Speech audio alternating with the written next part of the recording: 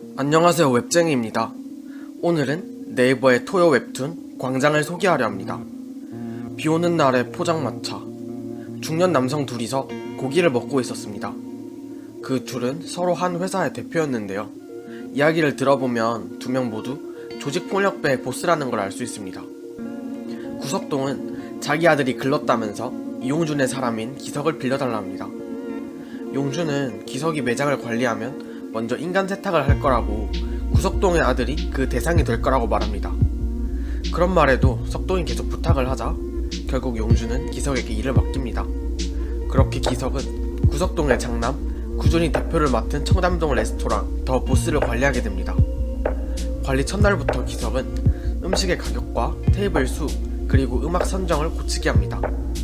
그 모습을 본 구준은 괜히 자기 따까리한테 화를 풀면서 더 고칠 거 없냐며 기석에게 시비를 겁니다. 그러자 기석은 너를 고쳐야 한다면서 구준은 그냥 찰지게 패버리죠. 레스토랑의 종업원들이 기석에게 달려들지만 기석은 그 하나하나를 다 패버립니다. 그렇게 종업원들을 패고 있는 와중 김춘석이 나타나 그를 말리지만 기석은 무시하고 면을 챙기고 싶으면 직접 챙기라고 해버립니다. 그때 김춘석이 기석의 형 기준을 언급합니다. 기준은 더 보스에 술을 납품하는 사람입니다. 그의 형을 마주치고 싶지 않았던 기석은 매장을 한 달 동안 영업 중지시키고 그동안 직원들 교육을 시킬 거라고 말하면서 떠납니다. 기석의 형 기준은 난장판이 된 가게 안으로 물건을 납품하러 들어갑니다. 그를 본 직원 한 명이 그에게 물건을 부수면서 시비를 걸죠.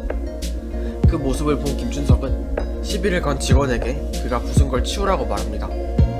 애들 앞에서 쪽팔리기 어떻게 치우냐는 직원에게 김춘석은 정색하면서 진짜 쪽팔리기 전에 치우라고 합니다. 김춘석은 기준을 걱정하면서 더 이상 가게에 나오지 말라고 합니다. 기준은 돌아가면서 그의 동생 기석과 연락합니다. 둘은 꽤나 사이가 좋은 형제였습니다. 기석은 자신의 조직 생활을 정리하고 주점을 차릴 생각을 하고 있었습니다. 기석은 일을 마치고 퇴근길에 길고양이의 밥을 챙겨주고 있었습니다. 그런 그의 뒤에 칼을 든 누군가가 나타납니다. 기석은 그 칼을 손으로 잡고 손가락을 꺾어버립니다. 그를 습격한 사람은 고등학생이었습니다. 기석은 그냥 몇 대 패주고는 그냥 가라고 합니다. 하지만 그를 습격한 사람은 한 명이 아니었습니다. 때로 덤벼드는 고등학생들. 하지만 기석은 밀리지 않았습니다.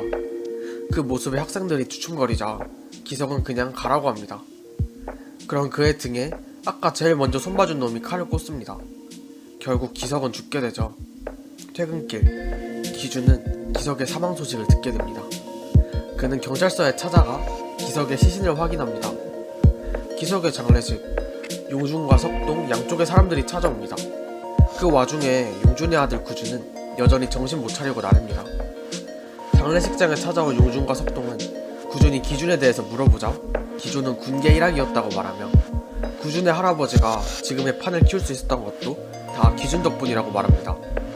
구준이 그를 비웃자 그의 아버지 용준이 구준을 그냥 패버리자 그 사이에 기준은 춘석을 만나고 있었습니다. 그는 그에게 기석을 죽인 사람이 누구냐고 물어봅니다. 그렇게 그의 복수가 시작됩니다. 이 웹툰은 정말 남성 독자라면 열광할 수밖에 없는 웹툰입니다.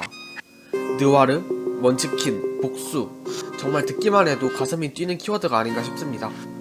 사실 복수를 주제로 한 웹툰 중에서는 복수 과정의 감정선이 너무 과장된 경우가 많습니다. 혹은 되도 않은 용서를 하거나 하는 경우도 있고 말이죠. 하지만 이 웹툰에서는 그딴 건 없습니다.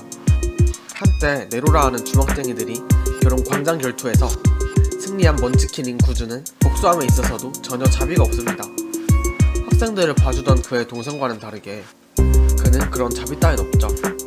사실 이 복수가 처음에는 단순히 구준이 대상인 것처럼 보이지만 단순히 구준이 시켜서 기석이 죽게 된 것도 아니었습니다. 그만큼 스토리도 상당히 심도 있습니다. 먼치킨, 느와르, 복수, 완벽한 그림체와 스토리. 이 웹툰은 사실 이 정도로 설명이 끝입니다. 진짜 꼭 보세요. 아니 근데 좀 나중에 보는 게 나을 수도 있습니다. 아직 완결이 아니라서 많이 감질나거든요. 저도 1년만 늦게 알았다면 좋았을 텐데 하는 생각이 있습니다. 영상은 여기까지입니다. 영상이 좋으셨다면 구독과 좋아요 부탁드리겠습니다.